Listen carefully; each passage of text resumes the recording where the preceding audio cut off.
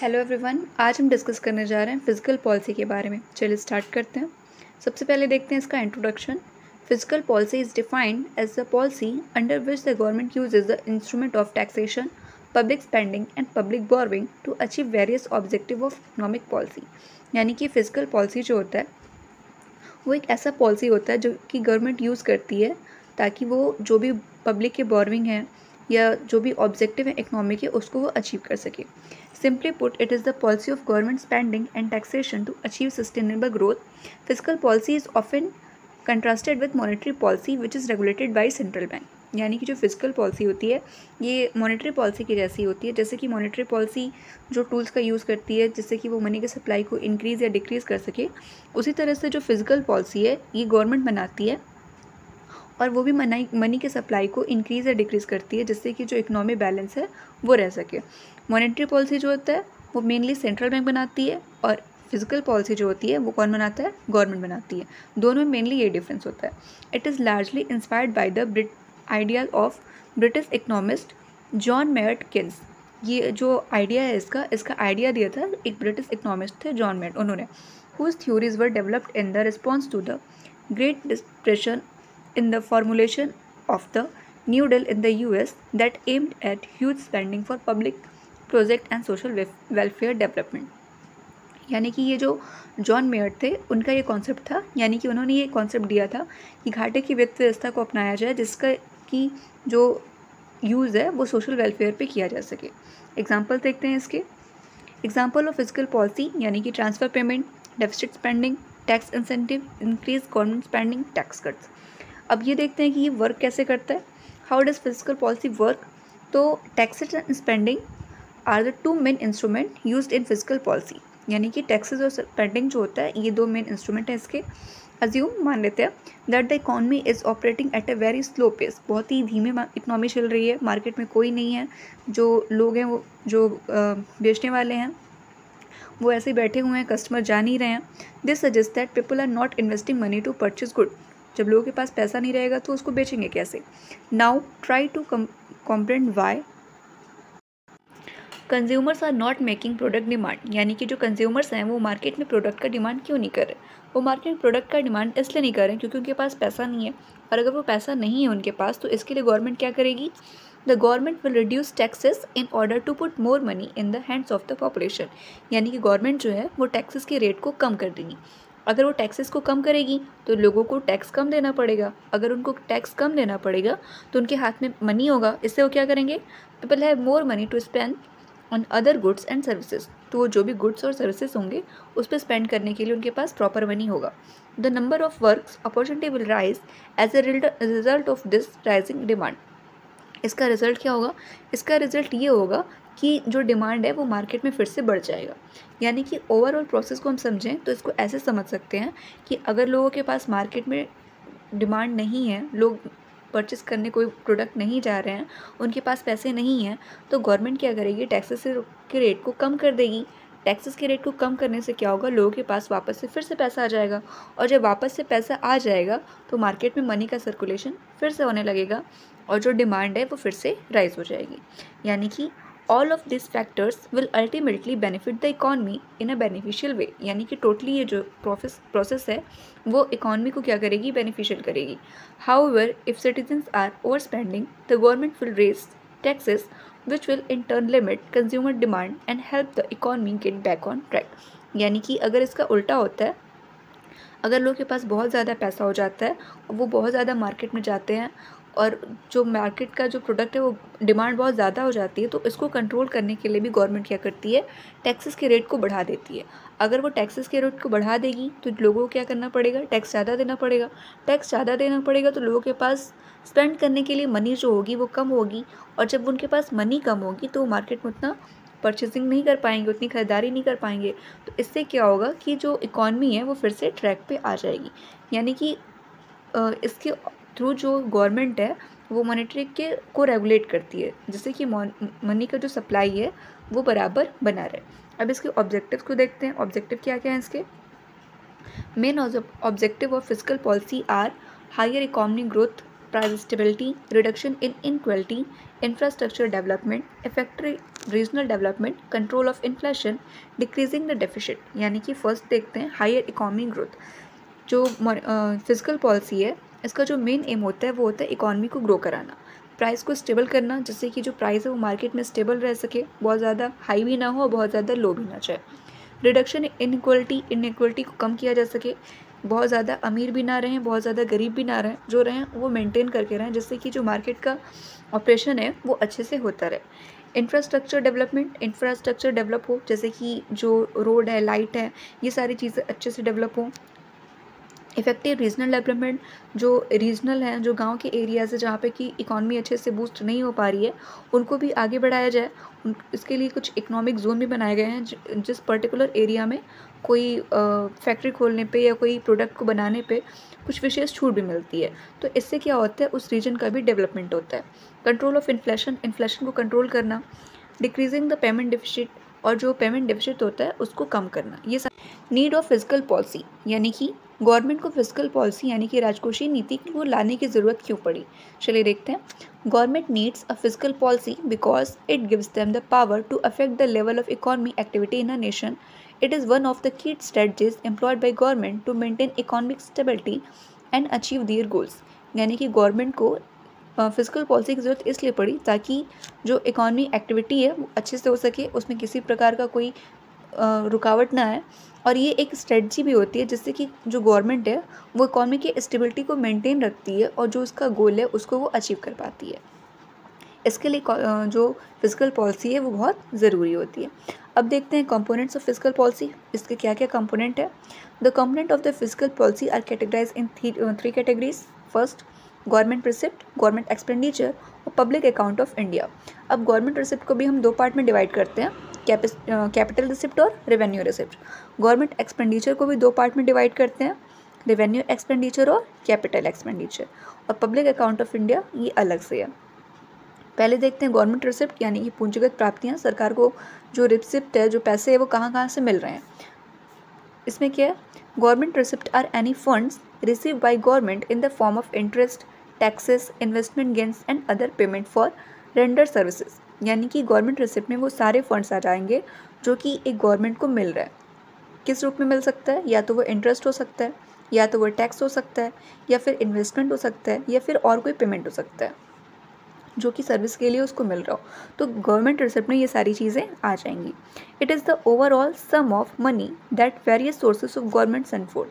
यानी कि अगर शॉर्ट फॉर्म में इसको हम कहें तो ये जितने जो भी गवर्नमेंट को रिसिप्ट होता है, जो भी प्राप्तियाँ होती हैं, इसका पूरा सम है जहाँ जहाँ से उसको पैसे मिलने वाले हैं। This is divided into two categories. इसको भी हम दो पार्ट में डिवाइड करते हैं, कैपिटल रिसिप्ट और रेवेन्यू रिसिप्ट। अब देखते हैं कैपिटल रिसिप्ट क्या होता है। कैपिटल रिसिप्ट क्या होता है। A government receives money for operating expenses in a variety of ways which are refer to as capital receipt. यानी कि जो कैपिटल रिसिप्ट होता है वो क्या होता है, वो ऐसी प्राप्तियाँ होती है जो सरकार को बहुत ज़्यादा मिलती हैं। बहुत ज़्यादा मतलब जो वैल्यू होती है उसकी वो बहुत ज़्यादा होती है और ये बार बार होने वाली नहीं होती है। इसमें क्या आता है, इसमें आता है शेयरों की बिक्री, जो अगर कोई वो फिक्स्ड एसेट्स को बेच रहा है उससे जो उसको इनकम हो रही हो, नगद जो उसको पैसा मिल रहा हो, डिबेंचर, बॉन्ड या फिर इंश्योरेंस क्लेम, अगर कोई इंश्योरेंस क्लेम है उससे कुछ पैसा मिल रहा है। तो ये सब क्या होता है, ये जो अमाउंट है ये ज़्यादा अमाउंट का होता है या ये अधिक होता है। तो ये सारी क्या होती हैं, कैपिटल रिसिप्ट यानी कि पूंजीगत प्राप्तियाँ होती हैं। नेक्स्ट है रेवेन्यू रिसिप्ट। ये क्या होता है, रेवेन्यू रिसिप्ट यानी कि revenue receipt are those that neither increase assets not decrease obligation. यानी कि ये ना तो इंक्रीज करते हैं एसेट्स को, ना ही ये ऑब्लिगेशन यानी देनदारियों को घटाता है। It is separated into tax and non tax form. Cess, interest, dividend on government, investment and other receipts are included in non tax revenue. ये सारी चीज़ें इसमें आती हैं। अब देखते हैं गवर्नमेंट एक्सपेंडिचर। ये क्या होता है, government spending are called government expenditure. It is divided into two categories. यानी कि गवर्नमेंट के जो खर्च होते हैं, गवर्नमेंट जो खर्च करती है वो क्या होते हैं, गवर्नमेंट एक्सपेंडिचर होते हैं। ये क्या होते हैं, ये भी दो टाइप के होते हैं, रेवेन्यू और कैपिटल। सबसे पहले देखते हैं रेवेन्यू क्या होते हैं। Revenue expenditure are 1 year short term spending, यानी कि ये कम टाइम की होती है, या तो ये 1 साल के होंगे या उससे भी कम पीरियड के लिए होंगे, It includes costs necessary to cover government operating expenses. It also cover routine maintenance and repairs. यानी कि ये जो छोटे छोटे खर्च होते हैं वो होते हैं, यानी कि डेली उसको रेगुलेट करने के लिए जो खर्च होते हैं वो सारी चीज़ें इसमें आ जाएंगी। इसको डेली जो भी मेंटेनेंस होता है या रिपेयर्स होता है वो सारी चीज़ें रेवेन्यू रिसिप्ट में, रेवेन्यू एक्सपेंडिचर में आती हैं। नेक्स्ट है capital expenditure. Investment made by government body to grow their operations and bring in more money are refer to as capital expenditure. यानी कि जो इन्वेस्टमेंट को इसमें होता है वो क्या करता है, किसी भी जो ऑपरेशन बॉडी है उसको बहुत ज़्यादा ग्रो करता है, इसके लिए उसको क्या करना चाहिए, बहुत ज़्यादा पैसा चाहिए। तो कैपिटल एक्सपेंडिचर में ये सारी चीज़ें आती हैं। इसमें क्या आएगा, इसमें किसी कंपनी को एक्विजिशन कर लिया जाए, manufacturing equipment, furniture, purchasing fixed asset, ये सारी चीज़ें कैपिटल एक्सपेंडिचर में आती हैं। यानी कि ऐसे खर्च जो भी बहुत ज़्यादा रकम के हों, जैसे कि अगर हम कोई फिक्स एसेट्स खरीदते हैं तो उसके लिए हमें क्या करना पड़ेगा, ज़्यादा पैसा देना पड़ेगा हमें, यानी कि गवर्नमेंट को। तो ये यहाँ पे क्या होगा, कैपिटल एक्सपेंडिचर हो गया उसका। रिवेन्यू यानी कि जो कम टाइम के लिए हो, जो बहुत ज़्यादा जिसमें उसका पैसा ना लगे और वो शॉर्ट टर्म के लिए हो। कैपिटल एक्सपेंडिचर जो होता है वो मेनली लॉन्ग टर्म के लिए होता है। नेक्स्ट है India's open account. In the public account of India flows for transaction in which the government act as a banker are included. Small saving, provident funds are the other example of public account of India. यानी कि इसमें क्या आएंगे, small savings आएंगी, provident fund आएगा, ये सारे India's open account के यानी पब्लिक अकाउंट ऑफ इंडिया के एग्जाम्पल्स हैं। नेक्स्ट देखते हैं types of physical policy. Physical policy को अगर हम डिवाइड करें तो उसको हम 3 पार्ट में डिवाइड करेंगे। फर्स्ट है expansive fiscal policy, contractionary fiscal policy और न्यूट्रल फिजिकल पॉलिसी। फर्स्ट देखते हैं एक्सपेंसरी यानी कि विस्तारवादी राजकोषीय नीति। इसमें क्या होता है, this initial the choice made by the government to increase their financial contribution to the national economy. Thus, it produces a large number of goods and services. Additionally, it expands employment prospect, increase both individual and government profit as a result of all growth. यानी कि जो expensive monetary physical policy होती है, विस्तारवादी policy होती है, इसमें क्या होता है, जो गवर्नमेंट होती है वो मार्केट में मनी की सप्लाई को बढ़ाती है। इसका यूज़ तब किया जाता है जब मंदी की हालत हो, यानी कि जब बाज़ार में लोग कम हो, उनके पास पैसा नहीं है कि वो सामान को परचेस कर सकें, रिसेशन के हालात हैं, ऐसे केस में जो गवर्नमेंट होती है वो क्या करती है, ऐसी पॉलिसी को अपनाती है। इसके करने से क्या होता है, इसमें वो जो सिक्योरिटीज़ होती है उसको खरीदती बेचती है, जिससे कि क्या होता है, मार्केट में पैसा आता है। इसमें वो जो टैक्सेस हैं उनकी रेट को कम करती है, जो इंटरेस्ट रेट है उसको भी वो कम करती है। इससे क्या होता है, मार्केट में पैसा आता है, और जब मार्केट में पैसा आता है तो लोग फिर मार्केट में जाते हैं और फिर उनकी जो परचेजिंग पावर है वो बढ़ जाती है, सामान की खरीदना बेचना स्टार्ट हो जाता है। इसका इफ़ेक्ट क्या होता है, इसका इफ़ेक्ट ये होता है कि जो रिसेशन वाले हालात थे वो ख़त्म हो जाते हैं और फिर से इकॉनमी जो होती है वो नॉर्मल लेवल पे यानी कि बैलेंस लेवल पे आ जाती है। इससे एम्प्लॉयमेंट में जनरेट होता है और जो इकॉनमी है वो अच्छे से ग्रो कर जाती है। नेक्स्ट देखते हैं कॉन्ट्रैक्टरी फिजिकल पॉलिसी। ये क्या होता है, The second kind of fiscal policy is this one. When there is economic boom, this is employed. The rapid economic expansion can occasionally be risky, though the government is attempting to halt the current economic boom. In the instance, both inflation and economic growth are controlled by this, which also aids in doing so. यानी कि संकुचन वाली जो राजकोषीय नीति होती है, इसमें क्या होता है, ये सेकेंड टाइप होता है मॉनेटरी पॉलिसी का, फिजिकल पॉलिसी का। इसमें क्या होता है, इसका यूज़ हम लोग तब करते हैं जब इकॉनमी बहुत ज़्यादा बूम पे होती है, यानी कि इकॉनमिक जो होते हैं कंडीशन बहुत अच्छे होते हैं, अच्छे इन द सेंस जब इन्फ्लेशन होता है। अगर इन्फ्लेशन होगा ये भी बहुत ज़्यादा रिस्की होता है। इसको कम करने के लिए जो गवर्नमेंट होती है वो क्या करती है, इन्फ्लेशन को हटाने के लिए जो रेट्स वगैरह होते हैं, टैक्सेस होती है, इसके रेट को वो बढ़ा देती है। अगर वो टैक्सेस को बढ़ा देती है, इंटरेस्ट रेट को बढ़ा देती है, तो इससे क्या होता है, जो मार्केट में मनी का सर्कुलेशन है वो कम हो जाता है। मार्केट में मनी के सर्कुलेशन के कम होने से जो इन्फ्लेशन के हालात हैं वो लगभग कम हो जाते हैं या ख़त्म हो जाते हैं। इससे जो हमारी इकॉनमी है वो वापस फिर से ट्रैक पर आ जाती है। नेक्स्ट है न्यूट्रल फिजिकल पॉलिसी। इसमें क्या होता है, when the country's economy is in balance, this physical policy employed with economy high and loans, it suggest things are moving well, it converts expenditure made by the government that are paid for through taxes levied against citizen, business are sectors of the economy. And won't have any impact on the nation economy situation. इसका use हम लोग तब करते हैं जब जो हमारी economy है वो नॉर्मल लेवल पे होती है या अच्छी होती है। इसमें बहुत ज़्यादा कोई डिफरेंस नहीं होता है, ना तो बहुत ज़्यादा इन्फ्लेशन के हालात होते हैं, ना ही तो बहुत ज़्यादा डिफ्लेशन वाले हालात होते हैं। देखते हैं कि फिजिकल पॉलिसी हमारी इकॉनमी को कैसे अफेक्ट करती है, यानी कि how does physical policy affect economy. Economy can be impacted by physical policy in many ways, यानी बहुत तरीके से अफेक्ट करती है। If the government raise taxes, people and companies could have less money available to spend. अगर जो government है वो टैक्सेस को बढ़ा देती है तो लोगों और कंपनियों के पास जो है वो कम पैसा हो जाता है ताकि वो स्पेंड करे, which could limit economy growth, जो कि इकॉनमी की जो ग्रोथ होती है उसको लिमिट कर देती है, अच्छे से इकॉनमी हमारी ग्रो नहीं कर पाती है। On the other hand, if the government lower taxes and business might have more money than they can spend, which could promote economic expansion। और अगर उसी के दूसरे केस में अगर हम देखें, अगर जो गवर्नमेंट होती है वो जो टैक्सेस के रेट है उनको कम कर देती है तो लोगों को कम टैक्स देना पड़ता है, जिससे कि उनके पास पैसा ज़्यादा बचता है और उससे क्या करेंगे, बहुत ज़्यादा परचेस करेंगे, खरीदारी करेंगे, जिससे कि जो इकॉनमी है वो बहुत ज़्यादा क्या होती है, अच्छी हो जाती है, एक्सपेंड हो जाता है इसका। Increased employment possibilities and greater earnings for workers may result from fiscal policies success in encouraging economic growth and stabilizing the economy। यानी कि इससे क्या होता है, एम्प्लॉयमेंट क्रिएट होता है और जो वर्कर्स होते हैं उनको बहुत ज़्यादा अर्निंग होती है, रोजगार मिलता है। इससे क्या होता है, जो हमारी इकॉनमी होती है वो अच्छे से ग्रो करती है और वो स्टेबलाइज रहती है, बहुत ज़्यादा उसमें इंक्रीज़ या डिक्रीज़ नहीं देखने को मिलता है, वो नॉर्मल लेवल पे रहती है। However, ineffective fiscal policy may result in slower growth, the economic stability, which could have a determined impact on individuals। अगर ऐसा होता है कि हमारी जो फिजिकल पॉलिसी है वो अच्छी नहीं है, अगर हम उसको अच्छे से इम्प्लीमेंट नहीं कर पाते हैं तो इसका रिजल्ट क्या होता है, जो हमारी इकॉनमी होती है वो इंस्टेबिलिटी हो जाती है। उसमें क्या होता है, बहुत ज़्यादा उतार चढ़ाव होते हैं, जिससे कि जो हमारी इकॉनमी ग्रोथ है वो रुक जाती है, अनएम्प्लॉयमेंट क्रिएट होता है और लोगों को रोज़गार भी नहीं मिल पाता है और वो बहुत ज़्यादा परेशान हो जाते हैं। बात करते हैं कंक्लूजन की, इस ओवरऑल टॉपिक से हम क्या समझे।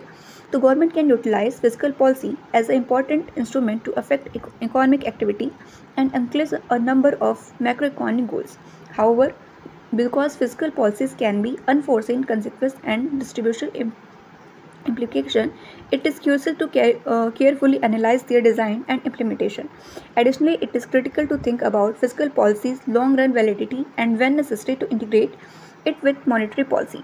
यानी कि इसका कहने का मतलब ये है कि जो गवर्नमेंट है वो एक इंस्ट्रूमेंट के रूप में फिजिकल पॉलिसी का यूज़ करती है, जिससे कि वो अपने जो भी उसके इकॉनमी गोल है उसको वो अचीव करती है। फिजिकल पॉलिसी के थ्रू ही वो जो टैक्सेस हैं उनको रेगुलेट करती है, जो मार्केट में मनी का सप्लाई है उसको रेगुलेट करती है। ये सारी चीज़ें वो देखती है और जैसे उसको सही लगता है, जब सही लगता है कि मनी का सप्लाई बढ़ाना है, घटाना है, तो उसको वो करती है। ओवरऑल अगर पूरी बात को हम समझें तो government can utilize physical policy to help advance economic growth, stability and variety of other objectives. जो गवर्नमेंट होती है वो पूरे फिजिकल पॉलिसी का जो यूज़ है या उसका जो इम्पोर्टेंस है वो ये है, ऐसे करती है कि जो इकॉनमी की ग्रोथ है उसको वो बनाए रखे, इकॉनमी में स्टेबिलिटी वो बनाए रखे और भी जो उसके अलग अलग ऑब्जेक्टिव्स होते हैं उसको वो इसके थ्रू फुलफ़िल करती है। मिलते हैं नेक्स्ट वीडियो में। Thanks for watching.